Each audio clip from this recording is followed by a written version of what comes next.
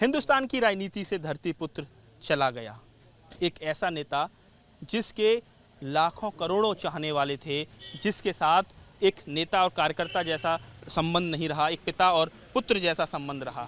सैफई की धरती पर मैं मौजूद हूँ और आप देख सकते हैं हज़ारों हज़ार की तादाद में लगातार लोग आ रहे हैं, उनके अंतिम दर्शन कर रहे हैं और दुखी मन से, व्यथित भाव से जा रहे हैं। तमाम लोग हमारे साथ हैं, बात करते हैं। तमाम बुजुर्ग भी हमारे साथ हैं, सीनियर सिटीजन। उन्होंने मुलायम सिंह यादव के संघर्ष के दिनों को देखा होगा। सर, आप बताइए क्या कहना चाहेंगे? अंतिम यात्रा पर निकल चुके हैं नेताजी। नेताजी के जाने से हम लोगों को भारी कष्ट है।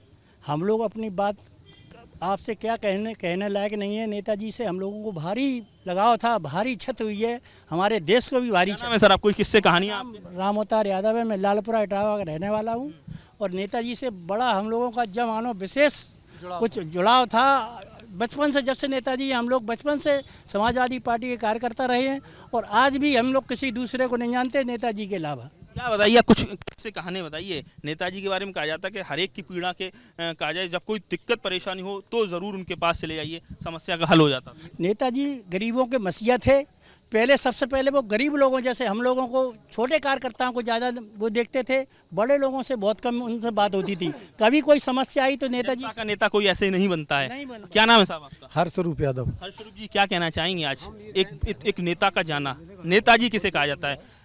सुभाष चंद्र बोस के बाद आज़ाद भारत में नेताजी का नाम, नेताजी का पढ़ना केवल मुलायम सिंह यादव को ही संज्ञा दी गई। नेताजी के विषय में जितना भी कम कहा जाए उतना ये समझ लो हम लोगों को भी ये कमी पूर्ति कर नहीं सकते हैं। नेताजी ज़मीनी से जुड़े थे और नेताजी ने कभी हमेशा बड़े आदमी को ज़्यादा तवज्जो नहीं दी, तेरी छोटे आदमी को बहुत देती थी। उनकी हर दुख सुख में साथ रहती थी। वो किसी की जात भाव से विशेष वो नहीं लगाती थी। किसी को परेशानी कार्यकर्ता को उसको गले लगा लेती थी। उनका कहते हैं कि भीड़ में से बुला लिया कि राकेश इधर आओ, रामेश राजू इधर आओ। कार्यकर्ताओं को नाम से पहचान देना, क्या कहना चाहेंगे? क्या नाम है आपका? अरविंद यादव। अरविंद जी, क्या कहना चाहेंगे आप? एक बार वहाँ पे पुलिस लाइन में जनता दरबार लगा था तो नेताजी ने, एक बहुत बुजुर्ग थे, करीब 80 साल के थे, उन्होंने ऐसे हाथ हिलाया कि नेताजी, तो बोले इनको बुलाओ, नबी खलीफा हमारे साथ इन्होंने पहलवानी की है। उन्हें तुरंत बुला लिया, यानी कुल मिला के कहा जाए जबरदस्त मेमोरी, जबरदस्त। और तुरंत बुला लिया, बुला के कहा कि बताइए क्या चाहिए आपको। तो बोले मेरे घर पे घी खत्म हो गया है। तो बोले अरे बस इतनी बात, तुरंत 500 का नोट निकाल के दिया। तो फिर जब खत्म हुए तब उनके घर गए नेताजी, उन्हें खबर मिली, 5 लाख का चेक दिलाया और उसके बाद उनकी सड़क बनवाई। उसी समय डीएम यहाँ MP अग्रवाल थे, उनसे तुरंत कहा कि इनकी सड़क बनाना।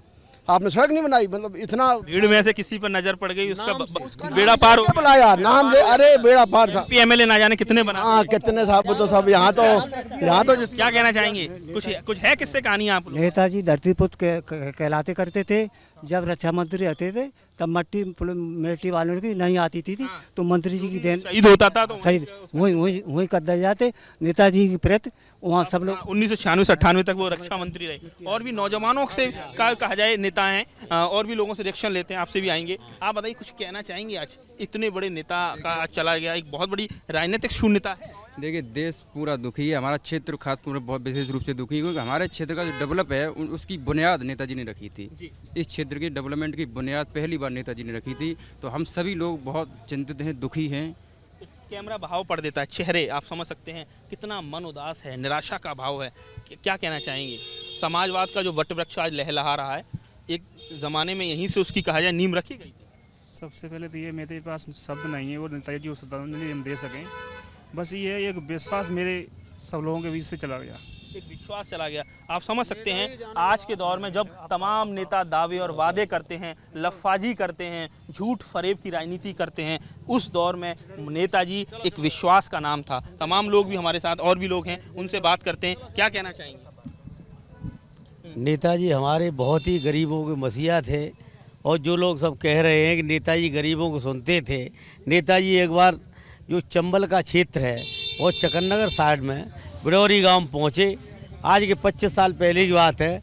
एक का तिलक चढ़ा था तो नेताजी तुरंत ही एकदम गए और बुलाया कि लड़का कहाँ है जिसका तिलक चढ़ा है। उसे कंधे पर हाथ धर के नेताजी ने फ़ोटो खिंचवाई और बोले कि खाना नहीं खाएंगे। थाली में जब खाना आया उन्होंने पूरी सब्जी हाथ में रख ली और बिल्कुल चारपाई बैठकर खाने लगे। और ये लग रहा था सिक्योरिटी फोर्स उनको, उन्होंने कह दिया हटिए पीछे, मैं अपने घर आ गया हूँ। तो गरीबों को देखने के बाद एक बार पिताजी मेरे बीमार हो गए थे, मैंने उनसे फ़ोन से बात की, नेताजी बहुत बीमार पिताजी हैं। तो आप समझ सकते हैं कि देखिए केवल अखिलेश यादव, प्रतीक यादव ही मुलायम सिंह यादव के बेटे नहीं हैं, लाखों लाख बेटे हैं। और यही वजह है कि आज जब उनकी अंतिम यात्रा पर लोग एक झलक पाने के लिए बेकरार हैं, आंखें व्यथित हैं, भाव साफ साफ देखे जा सकते हैं, जो मन के उद्गार हैं वो लगातार निकल कर सामने आ रहे हैं। पूर्व मंत्री कहा जाए राज्य मंत्री नितिन गुप्ता भी हमारे साथ हैं। आप बताइए आप कैसे याद करते हैं?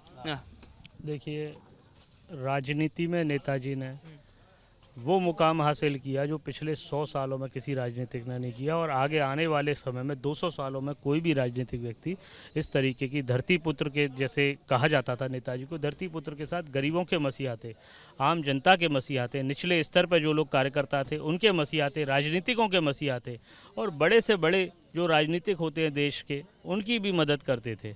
और नेताजी ने तो ऐसे ऐसे लोगों की मदद करी है जो कि उनके विरोधी, दुर्विरोधी रहे हैं, उनकी भी राजनीति में इतनी मदद करते चले आए हैं। और ये भी समझाते थे, देखो कभी किसी बड़े नेता के बारे में बुरा नहीं बोलना। मार्गदर्शन बहुत अच्छा करते थे नेताजी। राजनीतिक शिष्टाचार क्या होता है उनसे बेहतर कौन जानता है। और भी लोग हैं लगातार रिएक्शन ले रहे हैं, आप बताइए और कुछ कहना चाहें? आपके पास तो किस्से कहानियाँ बहुत हैं। हम साहब एक बार उधी मोड़ पे थे तो नेताजी एक शादी में आए थे, तो वहाँ एक लोग आए, उनसे मिले, बोले कि साहब हमारी शादी बच्ची की तय हो गई है और ये कार्ड है, वो शादी नहीं कर रहे। उन्हें क्यों? कि वो उनकी नौकरी लग गई है, इसलिए वो शादी नहीं कर रहे अब। तो नेताजी ने कहा अब नौकरी साहब आपने लगवाई, तो बोले शादी क्यों नहीं कर रहे? कि उनकी नौकरी लग गई बच्चे की, इसलिए शादी नहीं कर रहे। तो बोले अभी मैं कहता हूँ। उन्होंने तुरंत कप्तान से कहा कि उनको कि जेल भिजवा दे। जेल नहीं भिजवा साहब, नौ शादी करा दे। उसको बुलवा के कप्तान साहब ने शादी उसकी कराई।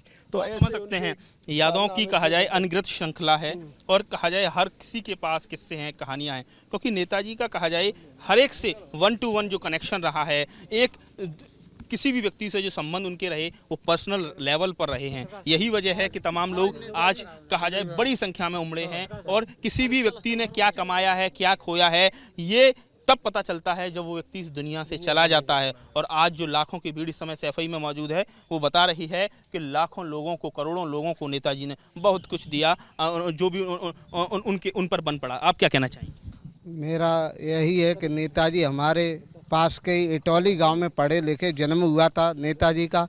आज नेताजी उत्तर प्रदेश ही नहीं पूरे भारत के लिए ये अपूर्व क्षति है। क्या कहना चाहेंगे आप? नेताजी के बराबर इस संसार में तो कोई है नहीं। अब उसके ऐसे दुख में ज़्यादा क्या कहेंगे? तो आप समझ सकते हैं लगातार लोगों का आना जाना बना हुआ है, और कल दिन में 3 बजे जाकर अंतिम संस्कार होगा। एक महानायक, एक महानेता अंतिम यात्रा पर निकल चुका है। सफाई से नितिन उपाध्याय, ABP।